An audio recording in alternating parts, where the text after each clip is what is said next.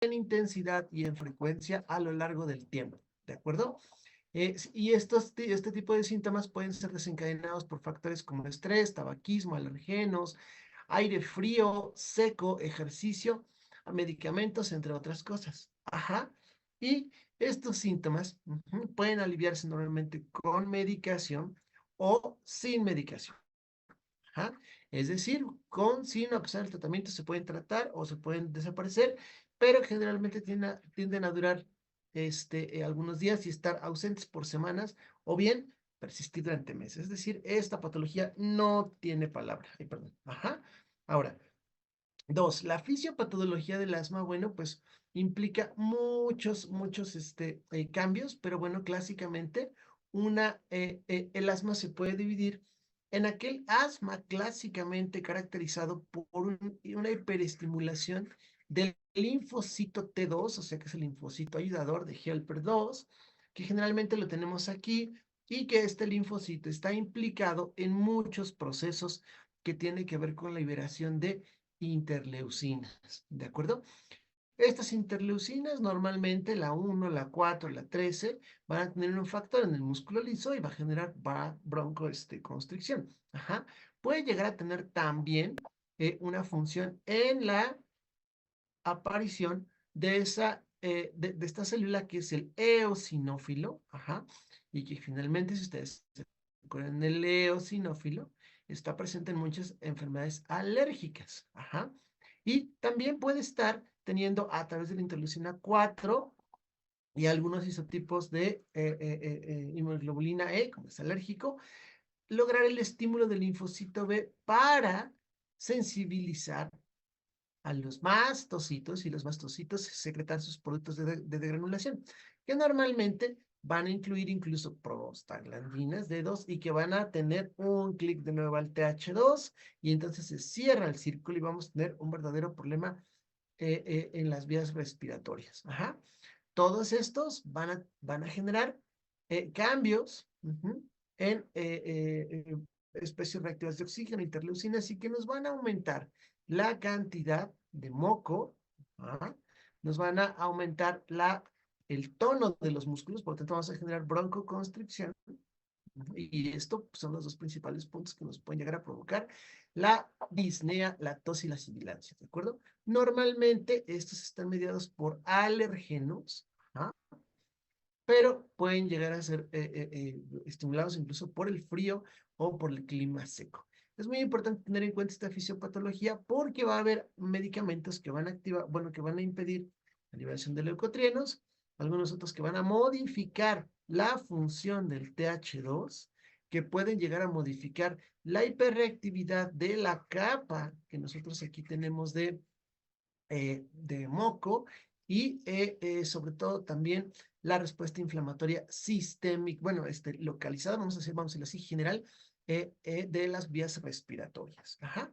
Entonces, una vez entendido esto, la mayor parte de las guías y los libros hablan de un asma tipo T2. ¿De dónde viene el tipo T2? No quiere decir que sea tipo 2 y que haya tipo 1, sino que viene de aquel asma que está implicado el linfocito TH2, el ayudador, el helper. Ajá. Y en aquellos asma o aquel cuadro asmático no asociado al linfocito T2. Nosotros dijimos que el cuadro que implica T2 es un arma alérgico, que hay eosinofilia, nosotros aquí vemos el eosinófilo, perdón, ajá, y que puede estar siendo incluso estimulado por fármacos como la aspirina, el ejercicio y demás, y que generalmente se presenta en los niños. Ajá. El asma tipo no, o más bien no tipo 2, está asociado a alteraciones producto de la obesidad, ajá, de algunas otras alteraciones que tienen que ver con el hábito de fumar. Y aquí la célula relacionada es el neutrófilo. Aquí es el eosinófilo y aquí es el neutrófilo. Ajá. Pueden haber algunas otras alteraciones asociadas a los músculos y demás. Y que puede haber una línea muy delgada entre esto y esto, porque a lo mejor de niños padecieron un asma T2 y de adultos subieron de peso, fuman, etcétera, y ahora tienen un asma no T2. Ajá, entonces, La línea es muy corta, pero es importante a veces diferenciarlo porque cuando no responde habrá que hacer una tipificación de o bien tener acciones con ajá, sobre todo con los factores que lo están llevando a bueno, a la tos y a la disnea, ¿de acuerdo? Entonces, el diagnóstico normalmente se hace de forma clínica, ¿de acuerdo? Y entonces vamos a tener los síntomas que nosotros dijimos que pueden variar en intensidad, pueden variar en alergenos o tipo de situaciones que lo pueden exacerbar, pero es muy importante que ciertas infecciones virales exacerban bastante el asma. ¿Por qué? Porque quitan la capa de moco y entonces tenemos exposición directa a los alergenos y hay una forma de confirmar, ajá, la limitación del aire a través de pruebas de gabinete, ¿de acuerdo? Normalmente se utiliza la espirometría y el parámetro que normalmente se utiliza es la fracción expirada al primer segundo, ¿de acuerdo? Normalmente puede llevarse a cabo solo con la fracción expirada o bien agregándole una prueba con un broncodilatador. Ajá. Es decir, yo puedo de repente expirar cierta cantidad de aire, pero si le pongo broncodilatador y entonces me aumenta un 12% de la fracción expirada al primer segundo, el volumen expirado al primer segundo, más de 200 mililitros, yo digo, aquí yo tenía un problema de broncoespasmo y entonces ahorita el diagnóstico se puede llegar a hacer. ¿De acuerdo? Existen algunos otros test más específicos hacia el ejercicio, algunos otros marcadores que se pueden llegar a utilizar como el óxido nítrico, algunas de estas cosas, pero en términos generales se hace el diagnóstico clínico al escuchar sibilancias expiratorias y por otro lado una espirometría, que normalmente lo que se recomienda es hacer una prueba con broncodilatador, ¿de acuerdo? Una vez teniendo este diagnóstico generalmente clínico, ajá, podemos empezar el tratamiento. Entonces, punto número 1, para determinar el tratamiento hay que determinar el grado de control o bien el grado de severidad de los síntomas. Y a partir de ese grado de control o de severidad de los síntomas que van muy relacionados, vamos a ver ahorita por qué, yo puedo iniciar un tratamiento farmacológico y un no farmacológico. No es lo mismo un asma que se presenta de forma aislada a un asma severo persistente. No es lo mismo un asma que está presentándose un ataque, pero a lo mejor en 6 meses, aquel que se presenta 3, 4 veces al mes. Ajá. Y de manera muy importante en estas últimas guías, que son las guías GINA, se considera manejar comorbilidades y factores de riesgo que vamos a ver, dar seguimiento, reevaluar, volver a determinar la severidad y empezar de nuevo. Ajá. Entonces, estas guías actualmente nos hablan de que uno de los puntos importantes es que vamos a tener que determinar el grado de control de los síntomas o bien la severidad de los síntomas. Para eso, ¿cómo se hacen? Bueno, tenemos que interrogar qué ha pasado en las últimas 4 semanas y vamos a ver si en determinado momento el paciente ha tenido síntomas en el día, síntomas que puedan ser exacerbados por la noche y qué tanto le sirve un tratamiento broncodilatador o si bien el asma tiene algún tipo de limitación o más bien produce un tipo de limitación física. Entonces, si no se tiene ninguno de estos, vamos a decir que el asma está bien controlado. Si se tiene de estos 4, entre 1 y 2 de ellos, vamos a decir que el asma está parcialmente controlado y de 3 o 4 que el asma no está controlado.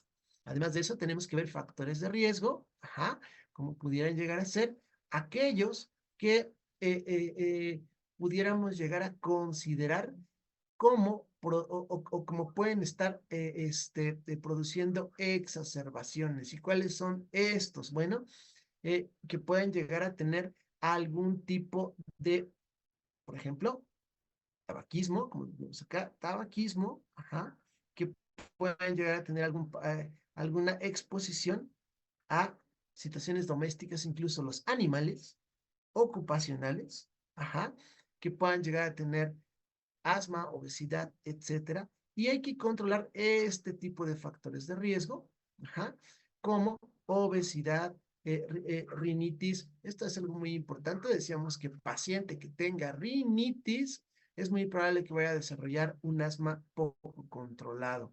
Entonces, un paciente con asma que tiene rinitis es forzoso tener un control de la rinitis y después el asma, ¿de acuerdo?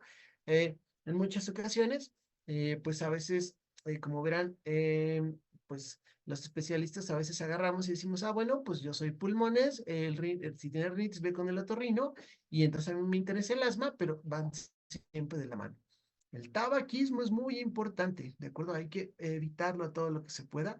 Y obviamente ver aquellos pacientes que tienen algunos otros problemas eosinofílicos. Es decir, si yo tengo algún otro tipo de alergia, pues entonces vamos a tener que controlar otro tipo de alergia para que no se me exacerbe el asma. Por ejemplo, la alergia al talco de látex o al látex puede ser un factor que nos puede desencadenar crisis asmáticas. Entonces, número uno, determinar el grado de los síntomas para decir si está bien controlado, parcialmente controlado o descontrolado, y bien, y dos, controlar los factores de riesgo. Ajá. Una vez teniendo esto, vamos a intentar dar un tratamiento, pero ese tratamiento, jóvenes, actualmente en estas guías cambia un poco. ¿Por qué cambia un poco? Anteriormente se tenían como algunos términos que podían llegar a confundir. Actualmente incluso las guías manejan una tabla donde dice, bueno, no te vayas a confundir con esto, pero van a existir o vamos a estar hablando de estos términos a lo largo del tratamiento. Primero, terapia de mantenimiento. ¿Cuál es la terapia de mantenimiento, jóvenes? Terapia de mantenimiento es aquella que se da aunque el paciente no tenga síntomas, pero que en algún momento tuvo algún tipo de exacerbación que le fue indicada la terapia diario. ¿Qué puede contener esa terapia? Un corticosteroide inhalado o bien la asociación de un corticosteroide inhalado con un broncodilatador, ajá, que actúa en receptores beta de acción prolongada. O bien los anteriores más un broncodilatador que sea un antimuscarínico. Ajá. O bien, todos esos más un fármaco antileucotrieno. Así que hay pacientes que estaban sumamente descontrolados y ahora tienen una terapia de mantenimiento que usan diario, independientemente de que el paciente. ¿Qué pasa cuando el paciente está descontrolado? Ah, bueno, pues hay que controlarlo. ¿Y cómo se controla? Con una medicación que modifica que los síntomas y el riesgo a futuro. Tratamiento controlador se puede referir a la medicación habitual, es decir, a lo mejor la terapia de mantenimiento o a fármacos a demanda, que generalmente es el mismo medicamento de acción prolongada, pero si de repente se te descontrola, puedes tomar dosis adicionales que te controlen a demanda tus síntomas. Y entonces aquí vamos a hablar de un corticosteroide inhalado o bien un corticosteroide con la combinación de un broncodilatador de larga duración. Ajá. Ok, bueno, ¿qué pasa cuando, bueno, de repente tengo una crisis? Ok, voy a darme un rescate. Y el rescate normalmente puede utilizarse ante síntomas o bien para prevenir aquello que ya sé que me va a dar un ataque de asma, como puede ser el que calma los síntomas rápidamente y que puede ser un broncodilatador de acción corta, ese de short, ajá, que actúa en receptores beta, entonces aquí estamos hablando de salbutamol, o bien un corticosteroide inhalado, la misma medicación, corticosteroide con formoterol, que no es otro que un corticosteroide con un broncodilatador de acción prolongada que actúa en receptores beta. Es lo mismo, pero si tengo ahorita dolor, me voy a poner una dosis de rescate adicional. ¿Ok? Pero resulta que a veces esa dosis puede ser solo un broncodilatador o bien agregarle un antiinflamatorio. ¿Y cuál es la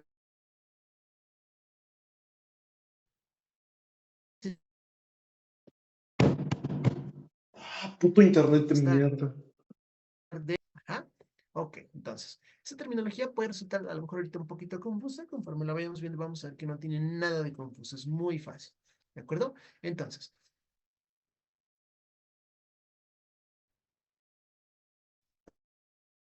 traducción de español, o vaya, forma plasma y forma 2. La forma uno se utiliza normalmente cuando nosotros presuponemos que se tienen todos los recursos, ¿de acuerdo?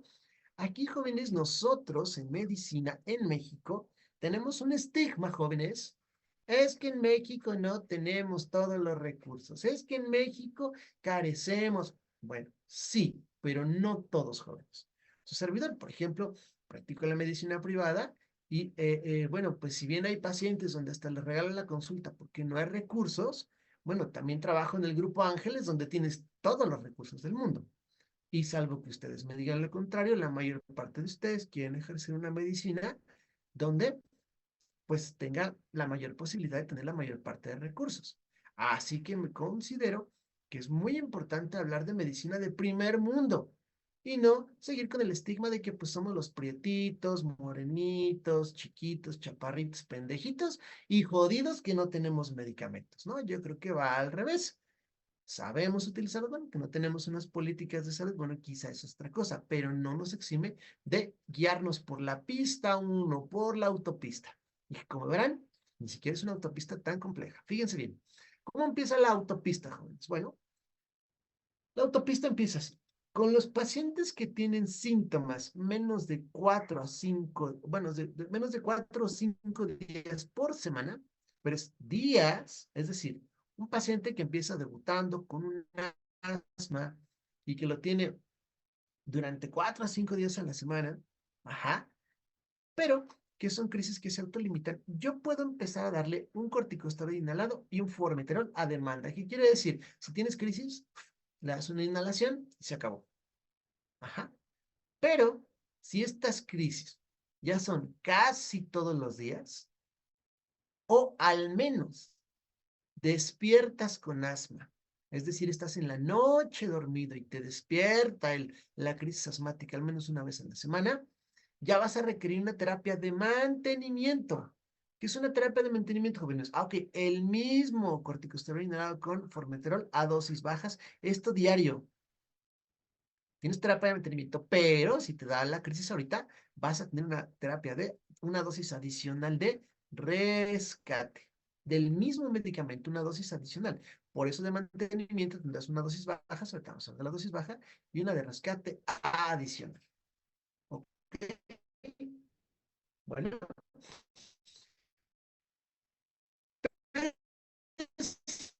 tienes síntomas diarios. Ajá, o te despierta el asma, función pulmonar, es decir, tú ya tienes un paciente con un diagnóstico aparte de POC, que tienes un paciente aparte que presenta mucha disnea y que tiene alguna otra alteración pulmonar, peor que el tabaco, a través de cigarrillos, vamos, pero en dosis media a alta y además su terapia de rescate. Ajá. Pacientes. Ajá. Que enrolados pueden requerir, además de eso, cuando no responden con esto, un corticoide oral. Pero además de eso, podemos hacer uso de un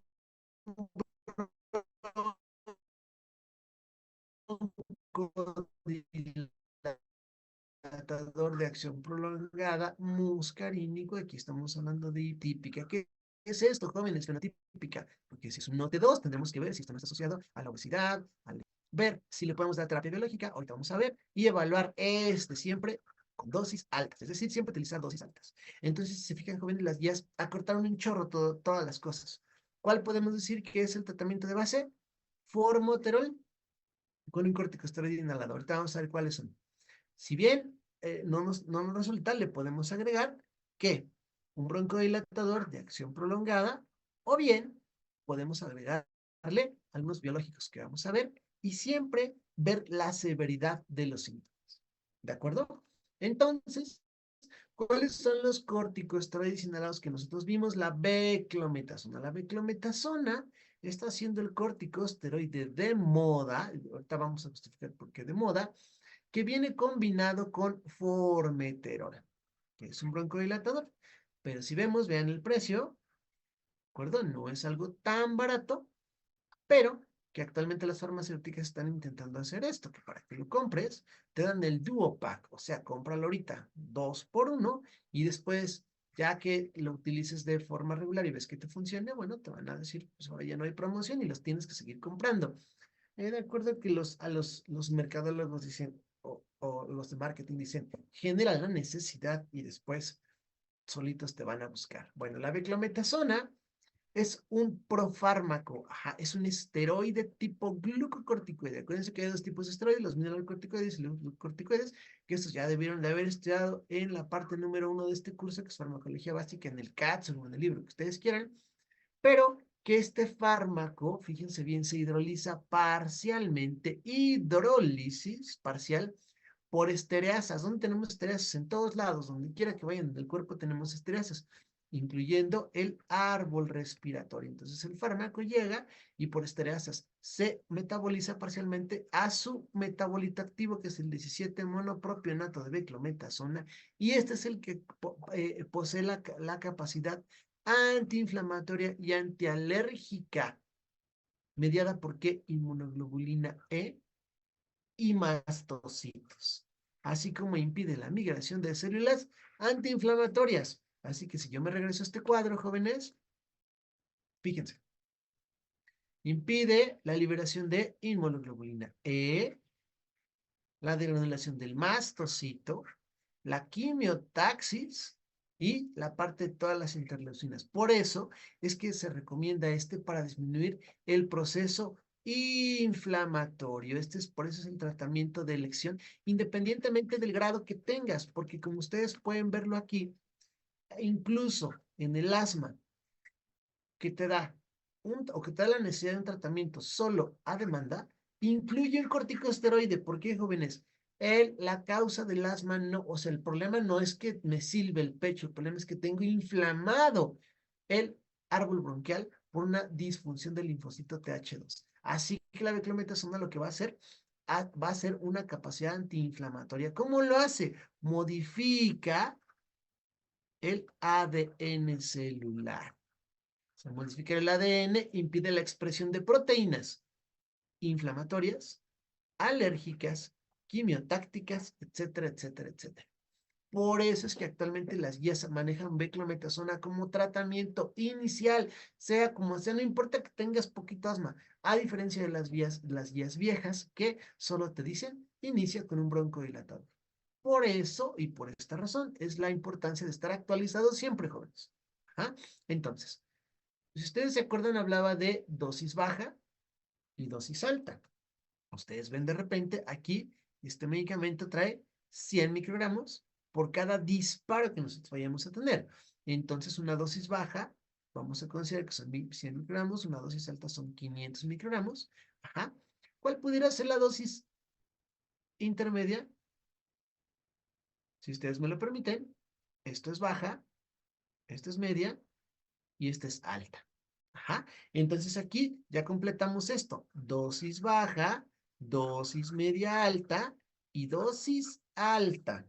Es decir, disparo a demanda, un disparo cada 12 horas y a lo mejor uno adicional en la noche, dos cada 12 horas, dos en la mañana y tres en la noche, que es cuando más puede haber problemas, ¿de acuerdo? Entonces, este tratamiento, como ven, se puede dar como rescate, como mantenimiento, ajá, y la combinación de estos dos. Dosis baja, dosis media y dosis alta. ¿Cuál es el efecto secundario más importante de este medicamento? La candidiasis y la irritación de la garganta, jóvenes. ¿Por qué? Pues porque te estás metiendo un esteroide directamente en la boca, ajá, en la garganta, y que una de las formas que los laboratorios dicen que hay que mejorarlo es tomando agua.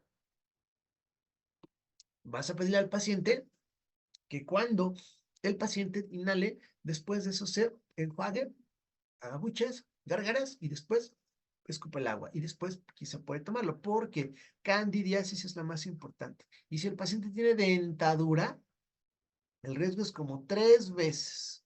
Ajá. Y la reacción de la garganta igualmente por el efecto de contacto del fármaco. Ajá, entonces, la beclometasona es el corticosteroide inhalado en combinación con formoterol. ¿Qué es el formoterol, jóvenes? Un agonista selectivo beta 2 de receptores adrenérgicos, pero su característica es de acción prolongada. Ajá. ¿Por qué? Porque hay otros beta adrenérgicos como el salbutamol que son de corta acción. El formoterol es de acción prolongada. Ajá, pero sigue conservando la característica de ser un fármaco de rápido inicio. 1 a 3 minutos tienes el efecto broncodilatador. ¿Y cuánto te puede durar? Hasta 12 horas, debido a que es muy lipofílico, difunde en la capa de la membrana plasmática y la afinidad es duradera en los receptores beta. Así que a diferencia del salbutamol, dura mucho tiempo. Así que normalmente la dosis que vamos a manejar, dependiendo si es a demanda, pues obviamente la vamos a dar cuando el paciente la necesite. Si tenemos una dosis baja, pues probablemente la demos 1 vez al día. Ajá. Una dosis a lo mejor que puede ir a las 2, una dosis intermedia de 3 a 4 y una dosis alta quizás 5 disparos. Como normalmente viene combinado con la,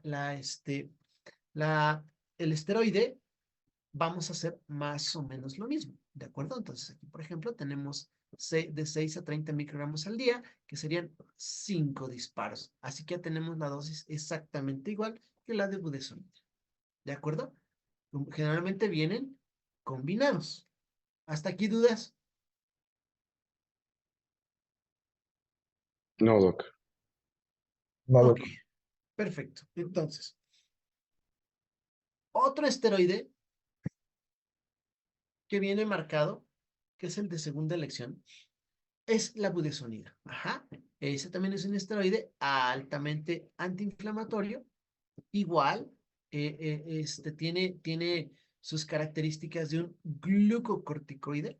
Ajá. Y reduce la producción de mediadores de la inflamación también. Ajá.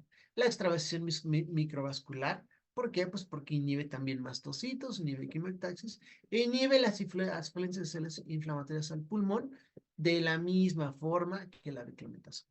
Ajá, entonces, a lo mejor a diferencia del anterior, pues es que tiene un metabolismo hepático, se elimina por la orina. Ajá, y entonces dirán, oye, Mario, pues entonces, ¿cuál es la diferencia? Bueno, verdaderamente no hay tanta diferencia entre uno y dos, pero como vemos, lo podemos encontrar exactamente combinado, ajá, en dosis bajas y en dosis altas. ¿De acuerdo? Entonces, generalmente 4 dosis al día es una dosis alta. Pónganle 5, les regalo una más, 5 dosis al día, que estamos hablando más o menos de 5 por 8, 400 microgramos de budesonida. Y de formoterol, 5 por 4,5 son 20, 5 son 22,5, ¿no?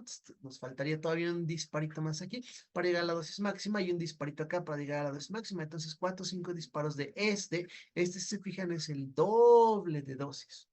Ajá. Entonces, vaya, son buenos fármacos, se pueden utilizar en estas combinaciones, ya saben las dosis y ya saben de qué manera se va a utilizar en asma leve, moderado, severo. ¿De acuerdo? Ahora entonces me decían, oye Mario, entonces, ¿cuál es la diferencia entre budesonide y beclometasona? Bueno, uno de los más importantes es la biodisponibilidad. Fíjense bien, la budesonida tiene una menor biodisponibilidad, es decir, si ustedes se acuerdan, es el porcentaje del fármaco que entra o que llega a la sangre sin cambios. La budesonida tiene una menor biodisponibilidad.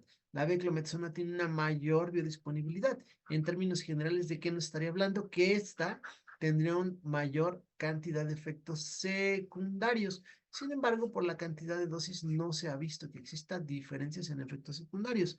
Y recientemente no ha habido una evidencia que cambie esto.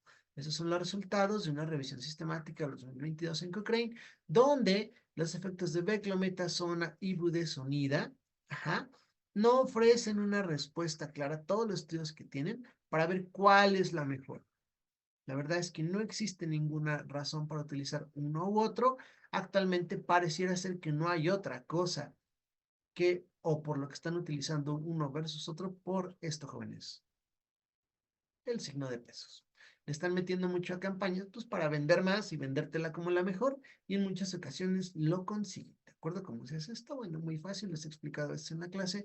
Invitan a los médicos a comer, a congresos y demás, pero verdaderamente cualquiera de los dos que tengan es bueno. ¿De acuerdo? Ahora, viene la pista 2, es decir, la pista para países en vías de desarrollo como nuestro México, ¿no? Y entonces aquí te dice que igual que si en determinado momento tienes síntomas menos de 2 veces por mes, fíjense, aquí puedes tomar un corticoide inhalado, ajá, a la vez que ya tenía su tratamiento del SABA. ¿Qué es un SABA? Broncodilatador de acción corta que actúa a nivel beta. Y por lo tanto estamos hablando de un salbutamol. Entonces, bueno, ya sabemos que los mexicanitos, prietitos y demás, bueno, ustedes, ¿no? En el grupo hay una güera y su marido, que están grandotes, parecen alemanes. Tenemos ya un tratamiento con salbutamol. Entonces ahora lo único que te dicen, sí, síguele con salbutamol, yo sé que tu país es pobre y demás, pero ponle un corticosteroide inhalado por eso. Y si el paciente tiene los síntomas 4 o 5 días a la semana, ponle su corticosteroide de mantenimiento a dosis bajas. Ajá. Si lo despierta una vez al mes, igual ponle un corticosteroide, pero ¿qué crees? Aquí sí ya no te recomiendo el salbutamol. Aquí te vuelvo a recomendar que pongas el broncodilatador de acción prolongada beta, es decir, el formoterol. Aquí sí ya te lo recomiendo. ¿Por qué? Porque tu paciente está descontrolado. Ajá. Y si los síntomas son diarios, no, y mala función pulmonar, pues no hay más. Le tienes que poner lo mismo que nosotros tenemos acá, pero en dosis media. Y también le tienes, si esto persiste, también le tienes que poner un corticosteroide oral. Ahorita vamos a hablar de corticosteroide oral. El broncodilatador de acción prolongada tipo mus antimuscarínico, su evaluación fenotípica, sus biológicos y estos dosis tienen que ser altas. Así que como verán, prácticamente la pista 2 o el camino 2 empieza todo a cambiar a partir nada más de los síntomas leves, de aquí para acá. De aquí para acá te dice, bueno, estás en países de vías de desarrollo, bla, bla, bla. Pues bueno, sigue utilizando el salbutamol, pero ponle un corticosteroide. Pero de aquí para acá prácticamente es lo mismo. Ajá, entonces, bueno, vaya, será muy difícil que pues su servidor les haga una pregunta donde, oye, pues, tienes un paciente, ¿cuál es el mejor? Bueno, pues el mejor es corticosteroide más SABA. Bueno, digo, más la va. Pero, oye, fíjate que este paciente tiene escasos recursos, está en una comunidad, no tienes el mejor tratamiento, ¿cuál sería el mejor? O el segundo mejor, bueno, pues salbutamol y un corticosteroide inhalado, por ejemplo. Ajá. Y entonces, ¿cuál es el corticosteroide? ¿Cuál es el broncodilatador que todos tenemos y todos conocemos? El salbutamol, ¿no? Que en teoría se tendría que utilizar cuando el paciente tiene escasos recursos. Bien sabemos que es un beta adrenérgico de efecto rápido, ajá, que lo que va a hacer es modificar el receptor beta adrenérgico, que es el que se encarga de convertir ATP en AMP cíclico y por lo tanto inducir la fosforilación y por lo tanto hacer una contracción. Entonces, al bloquear el beta, bloqueas esto, es decir, inhibes la fosforilación de miocina, esta fosforilación, y disminuyes la concentración de calcio intracelular. Y si ustedes se acuerdan, cuando tenemos una célula, en el retículo sarcoplásmico se libera calcio, el efecto es la contracción. Así que si tú disminuyes la concentración de calcio porque no fosforilizaste la miocina, porque no se transformó ATP en AMP cíclico, porque el receptor beta está libre, digo, perdón, está ocupado por salbutamol, pues entonces esto va a provocar dilatación o relajación de las fibras musculares. ¿Cuál es la bronca de este? Bueno, pues que además de que es de corta duración, bueno, el inicio de efecto es 1 o 3 minutos, pero cuando mucho puede llegar, cuando mucho el efecto, a lo mejor unas 2 horas, cuando mucho. Normalmente en algunos pacientes a los 45 minutos el efecto luego empieza a disminuir. Ajá. Y otra cosa importante, este sí se absorbe de forma importante, así que el paciente puede llegar a tener temblor muscular. Si es un paciente que ya tiene ansiedad, que está tan de moda, y aparte asma, y aparte le pones esto, pues es un problema. Obviamente, como se absorbe una buena fracción, va a tener taquicardia por efecto directo en receptores beta auriculares y también porque en teoría tiene, al momento de tu vasodilatar los, la musculatura lisa, generas un poquito de hipotensión y como efecto secundario para contrarrestar la hipotensión, pues vas a tener ahora un efecto reflejo de taquicardia, ¿no? Puntos taquicardia. También este efecto de hipocalemia es un efecto que puede llegar a ser serio en pacientes que tienen hipocalemia previa. Ajá. ¿Por qué? Porque, si ustedes se acuerdan, hay bombas, ajá, que de intercambio de potasio con otro tipo de cationes del músculo estriado y que al momento de nosotros bloquear o de poner un receptor beta, de bloquear el receptor beta y bloquear esta fosforilación, también vamos a bloquear, ajá, las bombas que nos está permitiendo la salida del potasio. Entonces, generalmente, el efecto secundario va a ser que se mantenga dentro de la célula o que se meta a la célula y por lo tanto vamos a tener hipocalemia. Por otro lado, si tengo un paciente con hipercalemia, el salbutamol es un fármaco que nos puede ayudar a meter potasio a la célula. Ajá. Otros efectos metabólicos, bueno, aumenta los ácidos grasos libres, la insulina, la glucosa, pero generalmente solo se observan dosis sistémicas grandes. Así que podemos olvidarnos de esto, pero sí vamos a tener al paciente en información que puede tener temblor, taquicardia e hipocalemia. ¿De acuerdo? El salbutamol es un fármaco muy barato, ajá, se puede conseguir tanto para inhalaciones normales como bien para nebulizaciones. Viene una solución para nebulizarlo y como ven, pues la verdad es que es un fármaco relativamente barato, por eso que utilizaba en todos lados. ¿De acuerdo?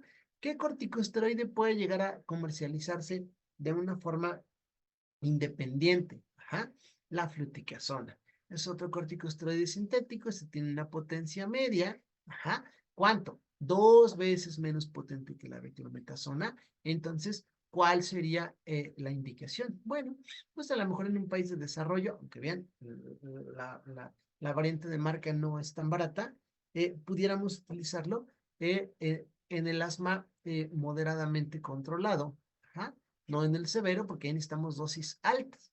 ¿Cuál es la ventaja de este? Bueno, la ventaja de la fluticasona es que normalmente es un corticosteroide de larga duración. Hasta cada 24 horas puede tener su efecto y generalmente en México viene combinada con bilanterol, que igual es un beta 2 agonista de larga duración. Entonces, la idea pues es darle una dosis una sola vez al día. Hay pacientes, aunque no lo crean, es que es mucho medicamento. Yo creo que es mucho medicamento porque estoy ahorita tomando una dieta desintoxicante, me está desintoxicando el hígado y entonces esto es mucho medicamento. Bueno, a veces puedes decir, bueno, se ha visto que mejora el paciente con unidosis que con multidosis. Ajá. Otros que nosotros podemos encontrar combinados con fluticasona es un antagonista colinérgico, o sea, que pudiéramos decir que es un primo del hipatropio. ¿Ah? ¿Cuál es este medicamento? Umeclidinio. El umeclidinio es un antagonista colinérgico y que viene combinado con el beta 2 agonista bilateral de acción media. Entonces, como ven, este pudiera ser una buena opción para aquel paciente que ya está teniendo síntomas descontrolados y donde las guías no recomiendan agregar los tres. La flut, un esteroide, un beta 2, perdón, un anticolinérgico que es este y un beta 2 agonista. Entonces, juntos pueden tener un efecto hasta por 24 horas. Ajá. El problema, pues es que la dosis máxima son uno, cuando mucho dos disparos. Entonces, nos vemos un poquito limitados, pero también se pueden llegar a utilizar. ¿De acuerdo? ¿Cuál es el otro que se puede vender por separado para que completen ustedes todo su arsenal? Bueno, el hipatropio pues, no es un anticolinérgico, ya sabemos que es derivado de la atropina. Lo bueno es que puede durar su efecto hasta 8 horas. Lo malo es que para que empiece el efecto tienen que pasar 30 minutos. Así que imagínense un paciente que está ahorita con una crisis asmática, te va a poner tu hipatropio y en 30 minutos te va a hacer efecto. Pues obviamente no es un fármaco que nos pueda convenir, así que como verán, solo se utiliza en las etapas de un asma descontrolado, ajá, descontrolado, pero siempre en combinación con los otros. Ajá. No es caro, muy bonito. ¿Y cuál es el objetivo? Bueno, después de confirmar el diagnóstico hay que ver las comorbilidades, hay que establecer un tratamiento, hay que reevaluarlo y hay que volverlo a ajustar. Es decir, hay que estar haciendo reevaluaciones periódicas del tratamiento. ¿Para qué? Para que si tiene el paciente la posibilidad o la institución donde trabajen tiene la posibilidad, nos vayamos por la pista 1. Y entonces, fíjense bien, ya ahora con todo esto ya no es algo tan difícil, ¿no? 4 a 5 días por semana, su corticosteroide oral formoterol, ¿no? Ya tenemos la presentación. Si continúa con una vez en la noche, ya le voy a dar una dosis de mantenimiento en dosis baja, 1 o 2 disparitos al día y además su dosis de demanda si se exacerba. Pero si el paciente está con más de 2 veces a la semana en la noche, hay que dar una dosis de mantenimiento media alta más su dosis de acá. Y si ya no se controla, bueno, tendremos que considerar la dosis alta, ver biológicos, un corticosteroide oral, ajá, y eso es algo muy positivo para estos pacientes. Si no, estamos en México, en el rancho, bueno, su broncodilatador tipo salbutamol, pero agrégale un corticosteroide. Y si empieza con esto, bueno, le vas a tener que dar una dosis de mantenimiento y a partir de aquí prácticamente es lo mismo. Al final se considera el hipatropio, por ejemplo, o puede ser el binaterol, ¿no? Lo vimos ahí, y reevaluar. ¿De acuerdo?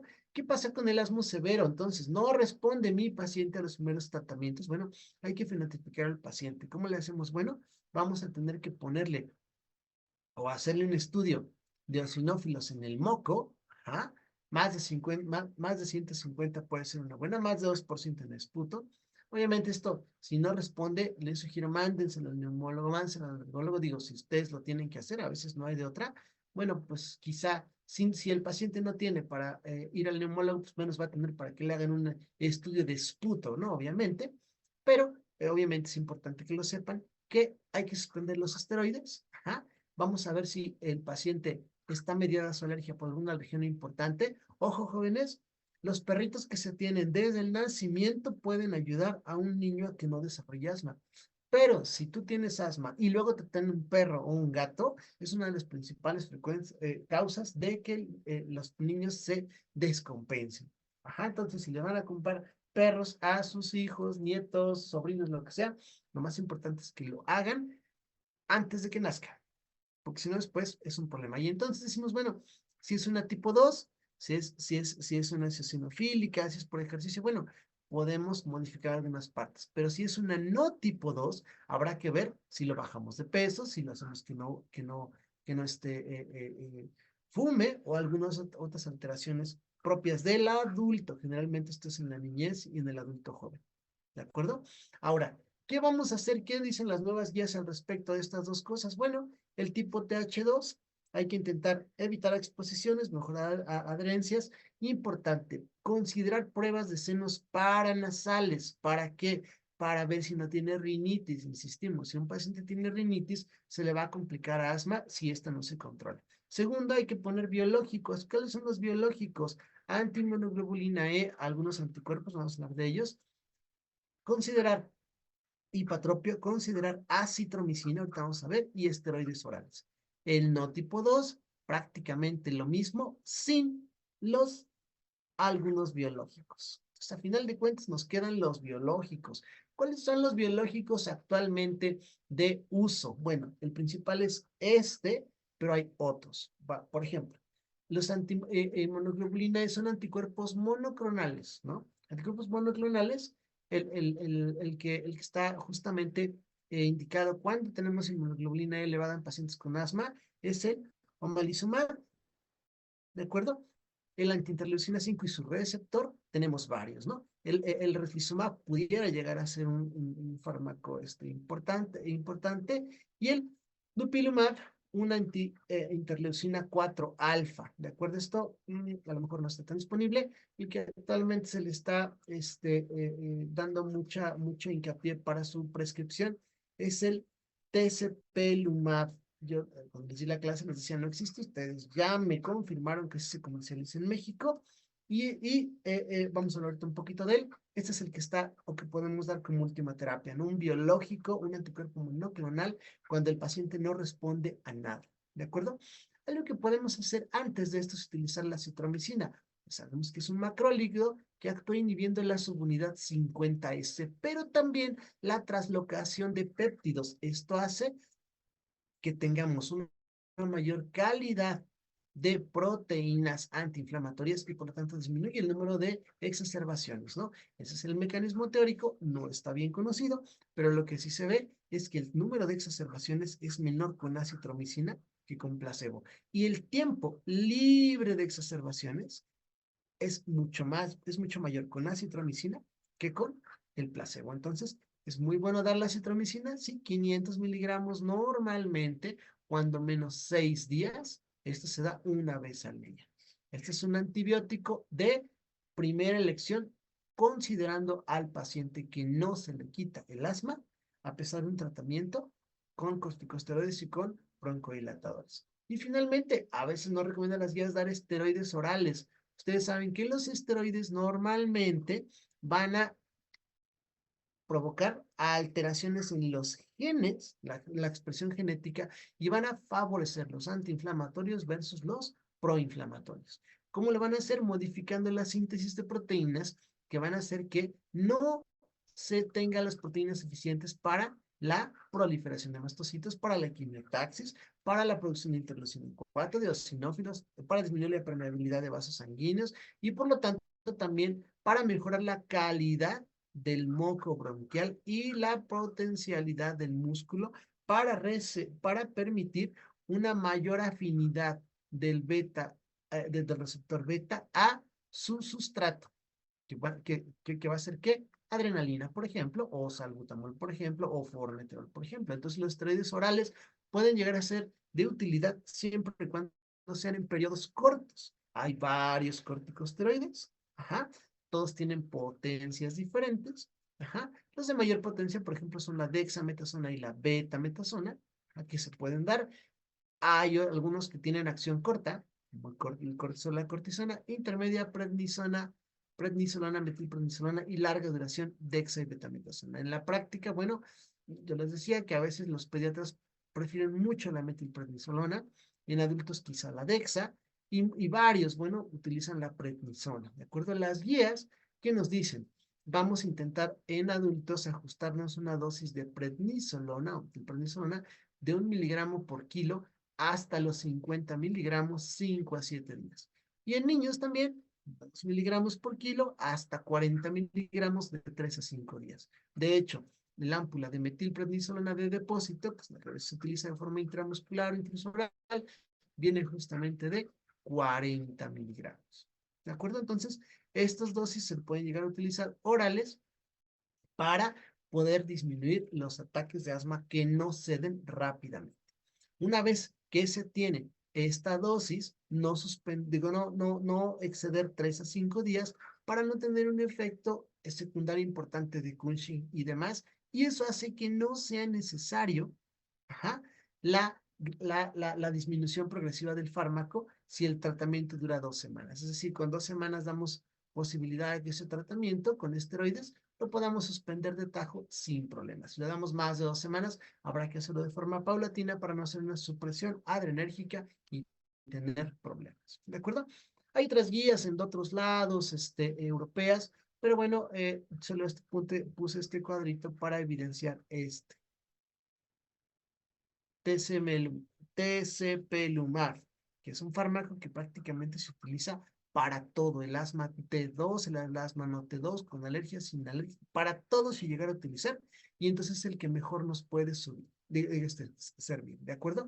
Entonces, nos dicen las guías que si la disponibilidad no fuera accesible, bueno, podemos irnos por la pista 2 y Con ausencia de inflamación tipo 2 puede evaluarse el tratamiento con algunos biológicos, acitromicina, LAMA, etcétera, ¿de acuerdo? Bueno, eso ya lo vimos. ¿Cuáles son los únicos otros que nos manejan hasta la última cajita? Los antileucotrienos. El prototipo que tenemos es el Montelukast. La verdad es que no funcionan tanto, pero bueno, vienen en las guías. Es un antagonista a receptores de leucotrienos que bloquea el efecto cisteínil-leucotrienos en las vías aéreas. Es decir, este impide la migración de leucotrienos. Y si ustedes se acuerdan, la migración de leucotrienos favorece la degradación del mastocito. Entonces nos va a ayudar para evitar el asma de una forma tardía. Normalmente el asma tiene una etapa aguda, es rápidamente cuando viene el ataque agudo, porque ahorita me llegó el alergeno, y una etapa tardía cuando el mastocito se degranula y puede llegar a haber una reexacerbación. Este se utiliza para evitar la etapa tardía. Inicialmente eran muy caro, actualmente es muy barato. Generalmente se dan 5 miligramos una vez al día, máximo 10, y nos puede ayudar. Ajá. Pues en la crisis asmática severa, ¿qué otra cosa nos dicen las guías que podemos hacer? Bueno, si es leve o moderada, el paciente habla en frases, el paciente prefiere sentarse o acostarse, no hay ningún problema, no está agitado, nada más le silba el pecho, los signos vitales pueden estar un poquito hacia arriba, no hay datos de dificultad respiratoria y la saturación está normal. O la severa aquí sí, el paciente habla nada más con pequeñas palabras, se inclina hacia adelante, es decir, dice sí, no, o sea, pequeñas frases, se nota agitado, hay polipnea, hay taquicardia, hay uso de músculos accesorios y la saturación baja. Pues de acuerdo, si es moderada o severa, podemos empezar a tomar cartas en el asunto. ¿Y qué vamos a utilizar? Los que ya hemos visto. Salvo uno más que vamos a ver, bueno, dos, la adrenalina. ¿Podemos llegar a utilizar salbutamol? Sí, hasta en nebulizaciones. Hipatropio, sí, en nebulizaciones. De hecho, este solito se llama Convivent. Una nebulización con salbutamol e hipatropio. Podemos utilizar budesonida, acuérdense, las guías nos dicen que sí, pero la budesonida, la diferencia con los otros es que también se puede nebulizar. Entonces le vamos a poner budesonida. Y esto se llama Pulmicort, el nombre comercial. Así que yo le puedo poner a mi paciente nebulizaciones de Convivent con Pulmicort, de acuerdo a lo que dicen las guías. Un corticosteroide inhalado más un SABA. Y también podemos llegar a utilizar aquí el LAMA, que es este de acá, que es el hipatropio. Entonces ya cumplimos con las guías, ¿de acuerdo? Y si el paciente no responde, le podemos poner un esteroide oral. Le podemos dar prednisón, se le podemos dar parenteral, metilprednisolona, ya vimos las dosis. Obviamente hay que ponerle su oxigenito si el paciente está desaturando y sulfato de magnesio. El sulfato de magnesio, jóvenes, es un catión intracelular, ¿ah? Es el más abundante, y generalmente actúa en bombas sodio dependientes de ATP. ¿Ah? Esto hace que cuando interfiere en esto, no va a haber esa despolarización y por lo tanto, al no haber despolarización en muchos efectos, va a generar un efecto vasodilatador periférico en todos lados, incluyendo los bronquios. Entonces, al momento de haber vasodilatación, también hay una disminución de la contractilidad muscular, ajá, deprime el sistema nervioso, este es un problema, nos deja con sedación, reduce la excitabilidad neuronal, ajá, y por tanto la muscular también, inhibe recaptación de catecolaminas, es broncodilatador y antiepiléptico. Entonces, es un fármaco que se utiliza como de rescate. La dosis, bueno, va de 25 a 75 miligramos en perfusión, ajá. Generalmente se utilizan como dosis máxima 2 gramos, 2 ámpulas de estas, 2 ampulitas, esta es la dosis máxima, y hay que ponerlo en 15 a 30 minutos. Si se administra rápido, como vemos aquí, nos va a producir hipotensión por su efecto vasodilatador, perdón, aquí vasodilatador periférico central. Nos va a producir somnolencia, ajá, y puede llegar a ser muy marcada, con hiporreflexia y demás. Bueno, se puede llegar a utilizar en su momento. ¿De acuerdo? Dos, podemos utilizar epinefrina racémica, que es un alfa-1 adrenérgico. Este medicamento nos va a ayudar a estimular los receptores alfa y en el momento de llegar a estimular los receptores alfa, ¿qué creen, jóvenes? Pues va a haber broncodilatación. Ajá. Entonces, se puede utilizar la adrenalina racémica también en esta nebulización. hay que administrarla en 15 minutos y nos puede ayudar bastante. Digo, no vamos a hablar de las dosis, solo que se puede utilizar también nebulizada. Si no tenemos epinefrina racémica, que en México ya no hay, podemos utilizar epinefrina, o sea, una adrenalina normalita. O sea, hay que poner media ampulita de estas, en solución salina y nebulizarla. Eso equivale prácticamente a una dosis de la epinefrina racémica. ¿De acuerdo? Entonces, media ampulita de estas. ¿Va? ¿De acuerdo? Pues hasta aquí, ¿dudas o preguntas? No, doctor. ¿No? Ok, perfecto. Bueno, voy a... es que, miren, disculpen ustedes que siga yo las reglas tan a rajatabla, pero justamente me pidieron que fuera, o hiciera mucho hincapié en la parte de las personas que asistían a las asesorías completas, porque al parecer esto tiene calificación con ustedes. Entonces, de que la empezamos ahorita, pues ya se salieron 10 gentes, 11 en este momento. Les voy a tomar una fotografía de quienes están aquí y el resto pues les asignaremos su respectiva falta. ¿De acuerdo? Porque pues, todos hacemos aquí un esfuerzo por estar en la asesoría, no todos se quedan. Y Espérame tantito, es que no me había notado, perdón. pues dale. Va, muy bien. Entonces, ya le dimos, el resto pues ya se salieron, ni hablo. ¿De acuerdo? Bueno, continuamos. Entonces, de esto pues no hay ningún problema. ¿Dudas, preguntas de asma? ¿No? No, No, doctor.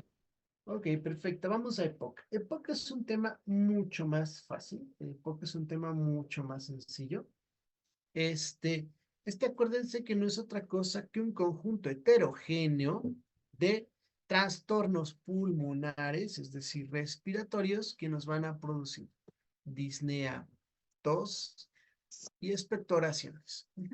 Y que generalmente son secundarias alteraciones de las vías respiratorias, que generalmente pueden ser bronquitis o bronquiolitis, o bien de los alveolos, que nos pueden dar enfisema. Un punto importante es que van a provocar obstrucción al flujo aéreo persistentemente, y a menudo, pero no siempre es progresiva. ¿De acuerdo? Entonces aquí vamos a tener una disnea progresivamente, en la mayor parte de los casos, mayor. ¿De acuerdo? Entonces una de las tres causas principales de muerte en el mundo puede ser prevenir y tratable, normalmente está mal diagnosticada, y cuando se diagnostica generalmente es una forma tardía, pero generalmente en este momento, pues ya es demasiado tarde. ¿De acuerdo? Entonces, el EPOC no es otra cosa que el resultado de interacciones dinámicas que normalmente favorecen el envejecimiento normal del pulmón. Todos nuestros pulmones van a fallar en algún momento, así que el EPOC no es otra cosa que un envejecimiento pulmonar prematuro. ¿Derivado de qué? Genes del individuo, ¿de acuerdo? Su entorno a lo largo del tiempo, porque no es lo mismo fumar 5 años como chacuaco que fumar 20 años como chacuaco, ¿de acuerdo? Pero todas aquellas cosas que dañan los pulmones nos van a favorecer el envejecimiento prematuro, pero normal de los pulmones. ¿De acuerdo? Entonces, este envejecimiento, bueno, de forma natural, vamos a ver cómo las capacidades pulmonares empiezan a disminuir. Fíjense bien, no los quiero espantar, pero a partir de los 25, 30 años. Oye, la velocidad más allá de lo esperado, vamos a tener incluso EPOC temprano, leve, juvenil, severo, etcétera, etcétera, etcétera. ¿De acuerdo? Denme un segundito.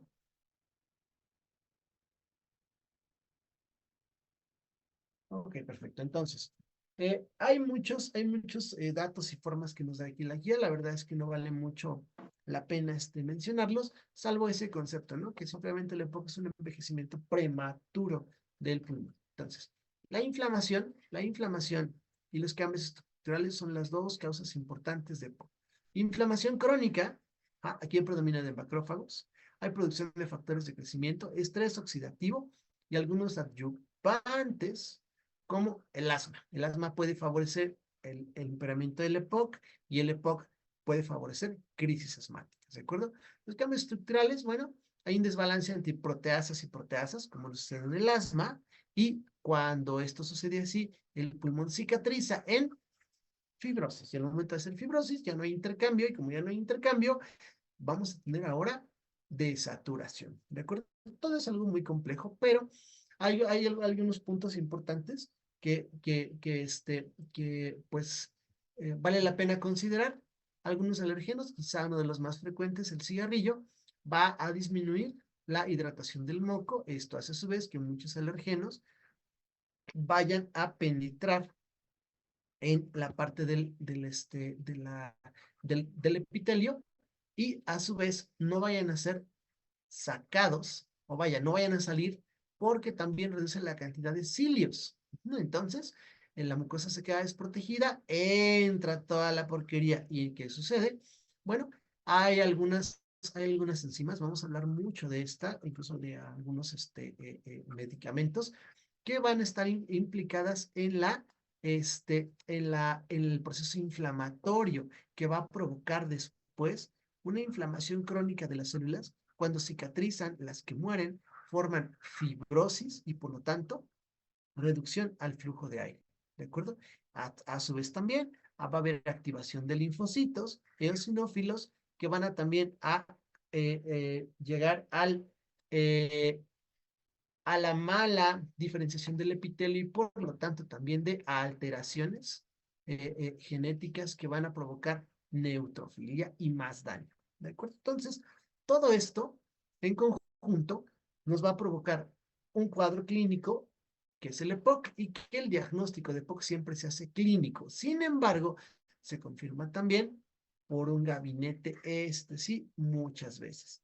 ¿Cuáles los parámetros que nos dan actualmente? La relación de la capacidad vital forzada versus, o más bien con relación con el volumen respiratorio al primer segundo, que sea de menos de 0.07 pre y postbronquidilatador, vamos a decir que puede llegar a tener una obstrucción fija. Es decir, yo le soplo al inspirómetro, mido esta relación, luego le pongo un broncodilatador, ¿ah? Y si es menor a 0.7, digo, esta obstrucción es permanente, es fija, no hay cambios, ya tengo entonces un EPOC. Es muy importante empezar a estudiar a los pacientes de forma precoz en jóvenes. Sí, ¿por qué jóvenes?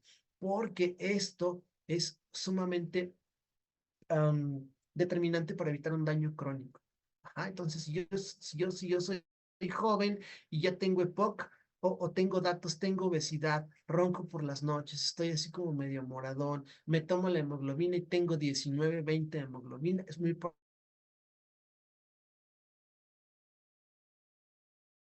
probable que mi pulmón se alteración, habrá que tomar cartas en el asunto si no queremos tener EPOC a edades tempranas, ¿de acuerdo? Entonces, una severidad del riesgo de exacerbaciones, ¿de acuerdo? Esta relación, dijimos menos de 0.07, si está alrededor o más allá de 80, entonces decimos, bueno, pues esto es un GOLD 1, como las guías GOLD, entre 50 y 80, GOLD 2, 30, 49, GOLD 3 y menos de 30, GOLD 4. Aquí ya estamos prácticamente perdidos en el pulmón. Y si el paciente ha tenido más de 2 exacerbaciones moderadas, mucha tos, o una más que lo haya llevado al ingreso hospitalario, estamos hablando de un tipo E, emergente, urgente. Pero si ha habido de 0 a una exacerbación moderada o que no ha requerido hospitalización, si los síntomas son leves, vamos a estar hablando de un A; si los síntomas son severos, vamos a estar hablando de un B. ¿Y esto qué importancia tiene? El tratamiento de la misma forma. ¿De acuerdo? Entonces, el tratamiento no farmacológico, tanto para los A como para los B, la única diferencia es que aquí hay que poner rehabilitación pulmonar. Es decir, pacientes que tienen E, es decir, un EPOC leve pero con síntomas, o un EPOC severo con síntomas tanto leves o moderados, aquí vamos a tener que darle rehabilitación pulmonar. Y solo los A, que es el A, síntomas leves, pero bueno, síntomas que no hayan requerido exacerbaciones, vamos a decirle todo lo demás. Si yo fuera justamente su médico tratante ante cualquier caso de EPOC, yo les daría: deja de fumar, ponte a hacer ejercicio y hay que vacunarlos. porque el EPOC se ve sumamente afectado con infecciones respiratorias virales. ¿De acuerdo? Entonces, hay que vacunarnos a todos. Y entonces, ¿cuál es el tratamiento? Fíjense bien, el tratamiento lo podemos rápidamente recibir en esto. Broncodilatador, adrenérgico, de acción prolongada, más broncodilatador antimuscarínico de acción prolongada. Es decir, aquí podemos modificar los dos. Pero si además hay eosinofilia, puedo ponerle un glucocorticoide inhalado. Ajá. En caso de los síntomas leves, un broncodilatador solito, y los síntomas un poquito más severos, de nuevo la asociación de los dos. Es decir, ¿cuál es el tratamiento? ¿Cómo pudiera yo decir cómo está Telepoc? Uno, cualquier broncodilatador de acción prolongada. Ojo, aquí no hay un broncodilatador de acción corta. Todos son prolongada. Ajá. Si de repente los síntomas son, ya me están provocando una mayor dificultad, entonces le puedo agregar uno o sea, más bien, dos mecanismos de acción diferentes por acción prolongada, y si ya tenemos hospitalización y demás, como acá, ya le puedo poner glucocorticoide inhalado, ¿ah? Como adicional. ¿De acuerdo? Entonces, porque la verdad es que no tiene tanto chiste. Hay que evaluar igual que cómo fue, los ajustes, ir volviendo a hacer el círculo. Todos hay que dejar de fumar, acuérdense, todos hay que tener actividad física y todos hay que vacunar contra bichos que nos puedan exacerbar el EPOC. Ajá. Entonces, exactamente igual les digo, disnea, el paciente, cualquier broncodilatador que ustedes tengan, disnea continúa de forma progresiva, la asociación de dos, beta y antimuscarínico, continúa con eosinofilia en sangre y no se modifica, punto. Bueno, podemos agregar un corticosteroide inhalado. ¿De acuerdo?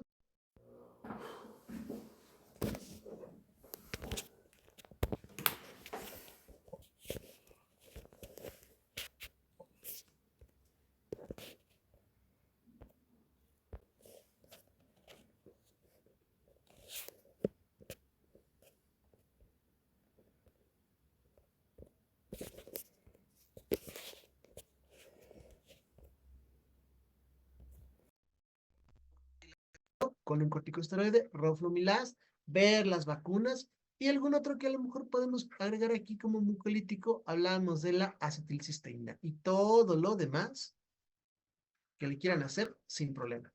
Entonces, ¿qué es lo nuevo en EPOC? Roflumilast. El roflumilast es un inhibidor selectivo de la fosfodiesterasa 4. Si se acuerdan, estaba hasta este lado, en rojo, en la primera diapositiva, y que no es otra cosa que una enzima, una fosfodiesterasa que se encuentra involucrada en procesos inflamatorios en pacientes con EPOC. Ajá. Entonces, al inhibir esta fosfodiesterasa 4, vamos a disminuir la probabilidad de inflamación y cambios estructurales en el EPOC. Por lo tanto, puede llegar a ser un tratamiento cuando el resto no funciona. Ajá. El Roflumilast, ustedes ya me corrigieron. Si se comercializa en México, lo tenemos. 500 microgramos, se da una tableta al día. Aquí la tenemos. Es el mismo esquema que vimos al inicio, solo que aquí se los puse esquemático. La fosfodiesterasa 4 está implicada justamente en la síntesis de proteínas inflamatorias y también en los cambios estructurales que nos van a llevar a cambios también en la membrana y que nos van a provocar más depresión de las células ciliadas y del moco. Entonces, en EPOC es todo lo que hay, jóvenes. Bien fácil. Aquí, leves. Bueno, disnea, EPOC inicial, un broncodilatador. Todos de acción prolongada. Aquí no hay cabida para el salbutamol. 2. Ya es moderado, los síntomas son moderados. Le agrego los dos mecanismos de acción. Los síntomas son severos.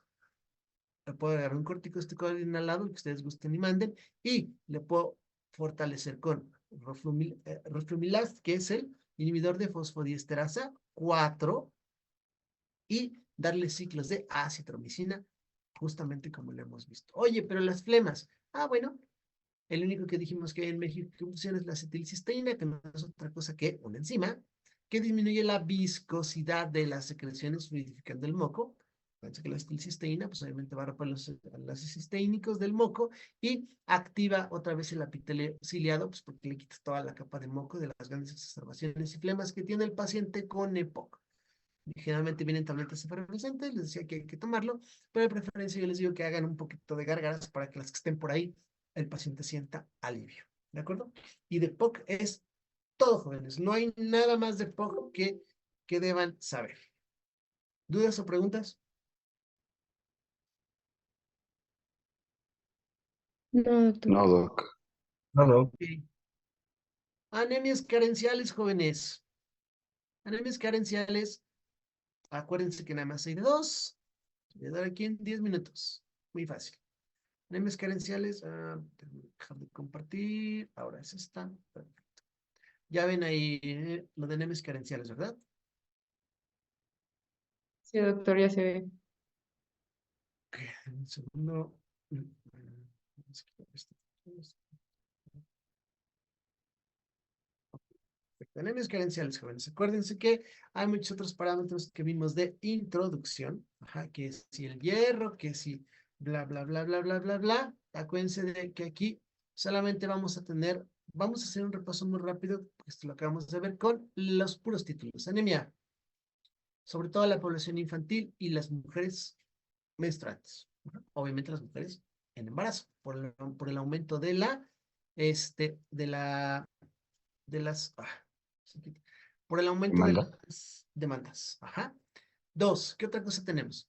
El adulto contiene 3 a 4 gramos de hierro, la mayoría en hemoglobina y algunos lugares de depósito. ¿De acuerdo? Generalmente vamos a ver que el hierro se obtiene de la dieta y de la fagocitosis normalmente de los hematíes que se mueren. Así que las pérdidas normales de hierro son 1 a 2 miligramos, que son más o menos los mismos que se absorben, ¿de acuerdo? El hierro ferroso es fácilmente absorbible, ajá, y el hierro férrico no, es de menor absorción, ¿de acuerdo? Por eso es que las medicaciones como sulfato ferroso, fumarato ferroso, son están más indicadas que los férricos, ajá. Y generalmente aumentan la absorción, dice aquí del hierro no hemo, los ácidos y los azúcares. Por eso aquí vamos a ver que existe combinación con jugo de naranja además, y que aquí vamos a ver que están combinados con glucosa, como ya lo hemos visto, ¿de acuerdo? Y el hierro no hemo, bueno, los fitatos, el oxalato, calcio y los antiácidos van a disminuir el hierro, ¿de acuerdo? Entonces, por eso es que se da en ayuno. Recuerdo, bueno, ¿dónde se absorbe? Bueno, los enterocitos en el ayuno, digo en el duodeno, pasan al sistema reticular endotelial también, y ajá, también forma parte muy importante para metabolizar los hematíes senescentes, ¿de acuerdo?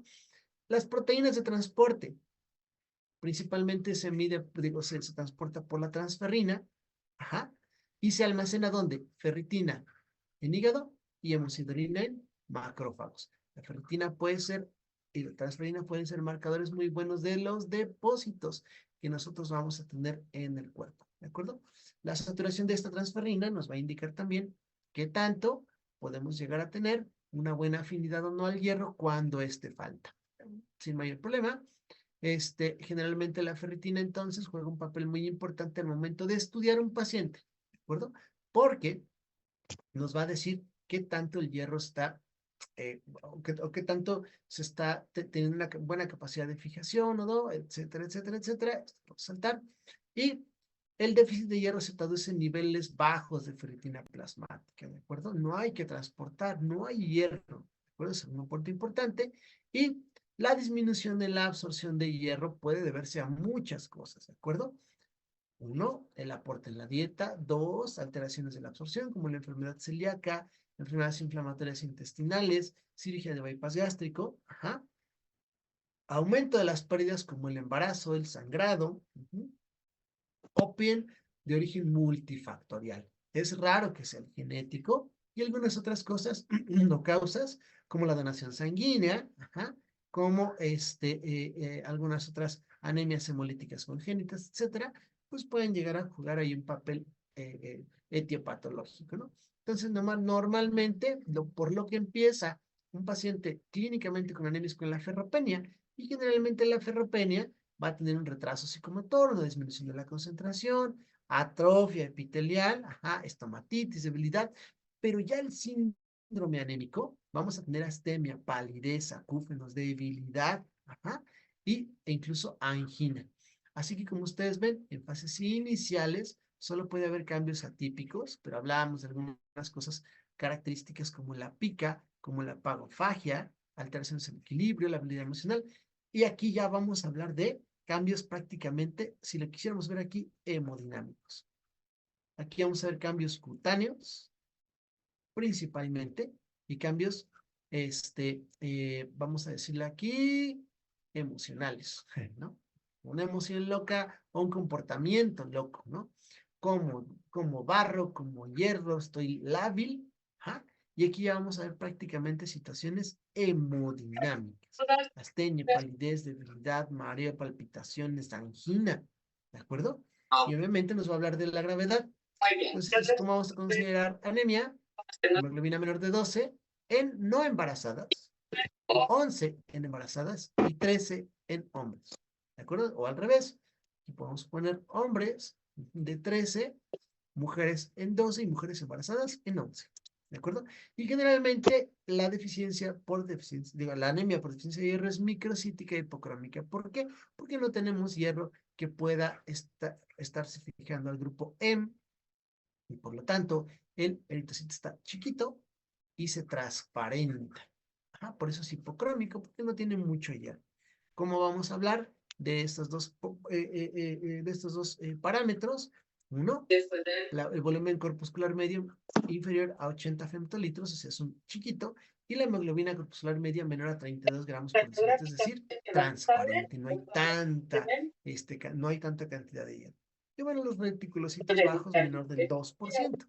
Una vez que tenemos esto en una biometría, es decir, vamos a tener una paciente con una hemoglobina de 10 que tiene el volumen corpuscular medio, que lo vamos a ver en 70, y la hemoglobina corpuscular media, que la vamos a ver en 25. Esta es una anemia microcítica hipocrómica. Y automáticamente estamos pensando en una paciente que va a tener un poquito de debilidad, se le ha caído el cabello, las uñas están frágiles, se encuentra ahorita con alguna situación de una labilidad que la hace de repente agresivas, ha tenido, de repente se marea, y de repente la vemos pues a lo mejor con un poquito de falta de concentración. Tenemos una anemia microcítica hipocrómica.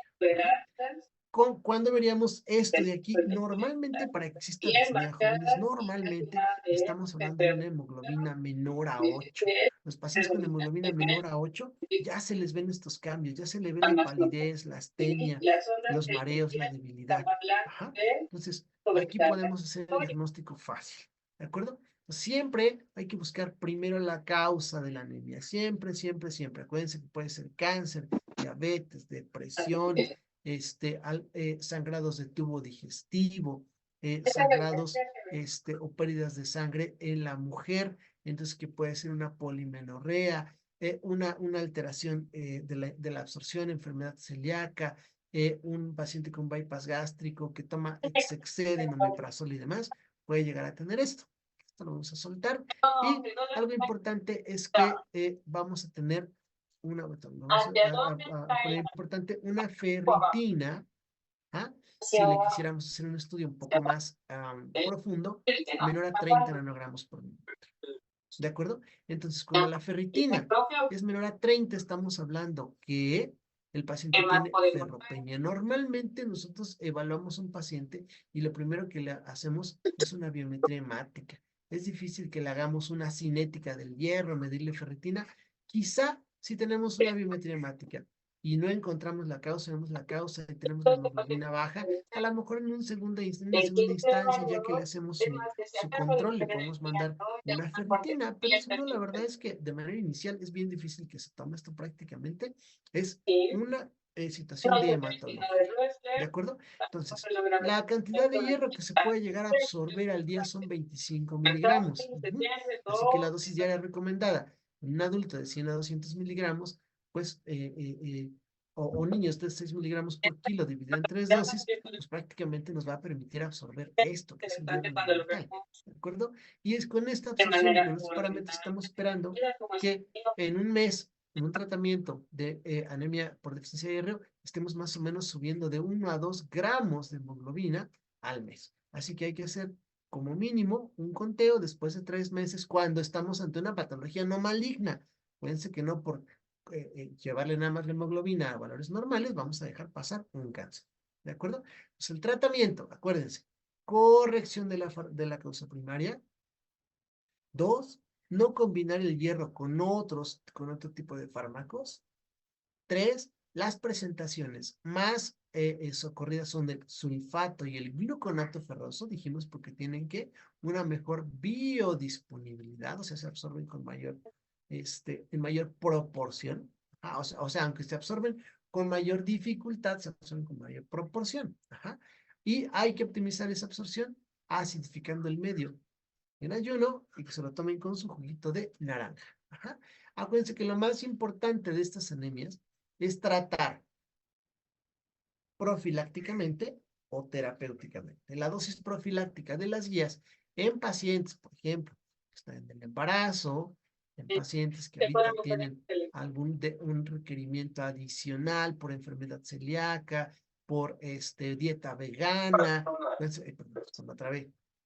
Piensa que los veganos son pacientes especialmente susceptibles a la anemia. Hay que darles 2 miligramos por kilo al día de hierro elemental, con 1 a 3 dosis en niños, o bien en adultos 180 miligramos al día de hierro elemental. Porque es importante el hierro elemental, porque es el que es el que se va a absorber prácticamente. Y entonces decimos que es importante tener en consideración porque los preparados sulfato ferroso solo tienen una absorción solo tienen 20% de hierro elemental. Fumarato ferroso, solo el 33% y gluconato solo el 12%. ¿Ah? Entonces es muy importante calcular la dosis que nosotros vamos a utilizar para nosotros tratar o prevenir al paciente de acuerdo a la presentación del medicamento que nosotros podemos utilizar. Les puse el caso, por ejemplo, aquí de este medicamento, ¿no? Este medicamento trae, por ejemplo, sulfato ferroso 80 miligramos. Sulfato ferroso 80 miligramos, ok. Fíjense bien, aquí tiene sulfato ferroso. Por cada 80 miligramos de sulfato ferroso, bueno, lo podemos ver aquí si quieren aquí, por cada 325 se absorben 65, así que se requieren 2 o 4 comprimidos al día. Vean cuánto trae aquí, 80 miligramos, ajá, y 350 miligramos. Entonces, ¿qué es lo que me está pasando aquí? Bueno, 350 quiere decir que por cada tableta que yo le dé de sulfato ferroso que tiene 350, solo van a estar absorbiendo 65. Así que si la dosis son 180, ¿cuántas tabletas le tocan? 3 tabletas. Normalmente las presentaciones farmacéuticas están combinadas para que tú le des al paciente de 1 a 3 hasta 4 tabletas al día. Entre 1 y 2, estás hablando de dosis profiláctica, y de 3 a 4 en dosis terapéutica. Vamos a hacer el ejercicio con que es fumarato ferroso. Viene 200 miligramos. Fumarato ferroso. Viene de cada 325 miligramos se absorben 100. Vamos a ponerlo aquí, de cada 200 estarán absorbiendo como unos 75. Así que una dosis profiláctica a un paciente de 60 kilos, una mujer embarazada, 6 por 2, 12 son 120 miligramos. Le vas a dar 2 tabletitas. Y si fuera terapéutica, para alcanzar los 180, le tendrías que dar 3 tabletitas. Sulfato ferroso 3. Sulfato ferroso a lo mejor de 3 a 4. Y también le puedes hacer la conversión en niños, ¿de acuerdo? Que son que creen en solución. Así que lo más que les podemos preguntar es justamente cuál sería la dosis profiláctica, cuál sería la dosis terapéutica y cuál es el porcentaje normalmente pudiera llegar a absorberse de sulfato ferroso. Digo, estamos hablando alrededor de entre el 20 y el 30% del medicamento. Entonces, verdaderamente con esto poder decir 1 o 2 tabletas, estamos hablando de dosis profiláctica de 3 a 4 de dosis terapéutica. ¿De acuerdo? Entonces, acuérdense que estas dosis, el fármaco se disminuye su absorción con ambientes alcalinos. Y por lo tanto, hay que tomarlo 15 minutos antes de los alimentos, sin lácteos. Ajá. ¿Y cuándo podemos administrar el hierro intravenoso? Bueno, el hierro intravenoso cuando tenemos una intolerancia grave, porque el principal efecto secundario de la vía oral es la gastritis. Es un problema súper importante. Se pueden llegar a perforar los pacientes, una úlcera y sale peor, ¿no? O bien, patología digestiva que contraindique la vía oral, cirugía bariátrica, telangiectasia hemorrágica hereditaria, enfermedad inflamatoria intestinal, etcétera, que pueda generarnos un determinado aumento de alteraciones en la absorción. O bien, cuando se provee que el tratamiento oral será insuficiente e inadecuado. Por ejemplo, de repente tengo un paciente que tiene una anemia, pero que el paciente no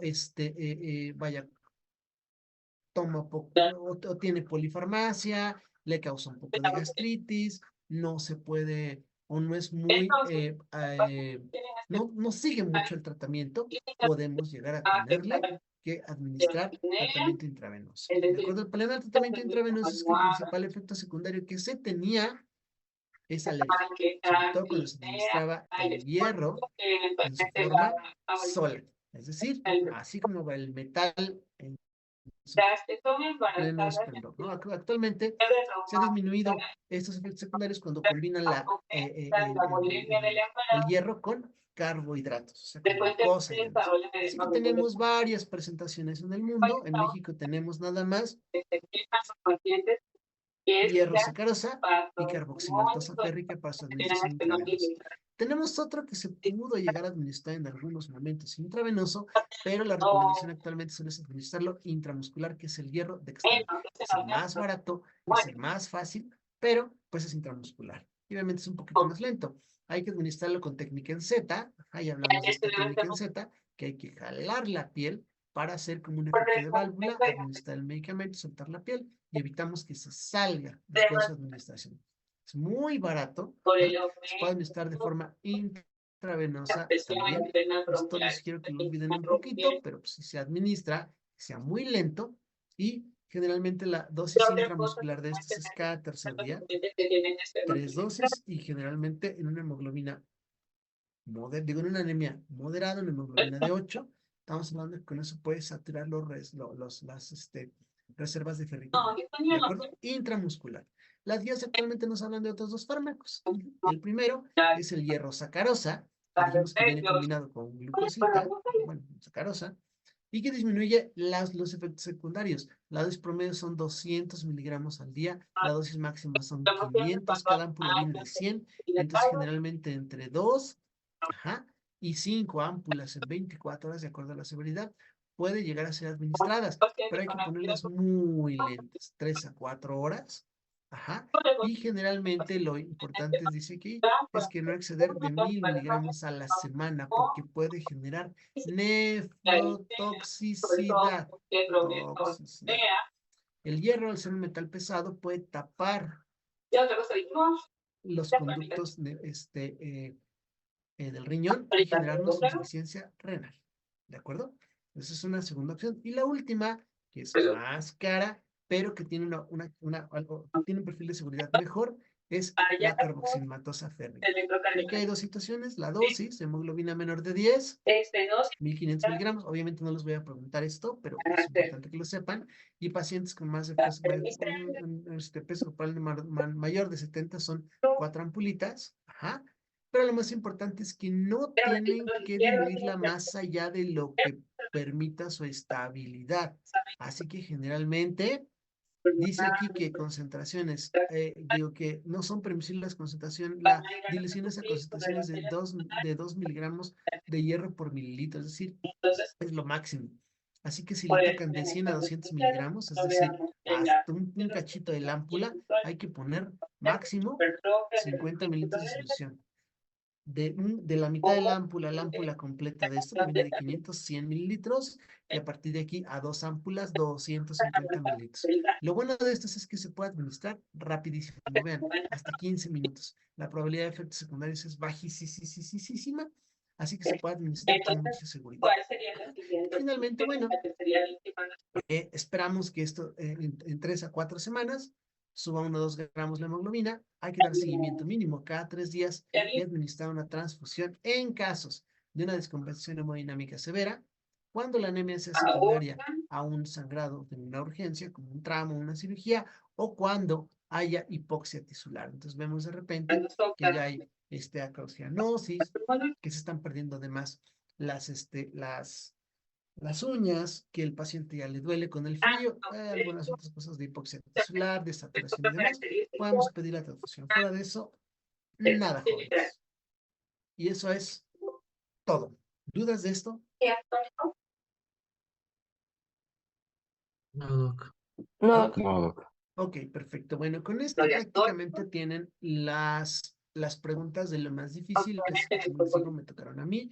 Obviamente tampoco les voy a preguntar perro, gato, casa, salmeterol. Obviamente no, les voy a preguntar un poquito más para que se pongan a pensar, pero no quiero que se lo tomen como algo sumamente difícil, sino como lo hemos visto, algo que sea mucho más práctico. Se saben los mecanismos de acción, se saben efectos secundarios, se saben cómo evitarlos, qué no hacer, qué hacer, etcétera, y como ven, no hay tanto problema. Así que es muy importante que estudien lo que hemos visto aquí. Ahí están las guías.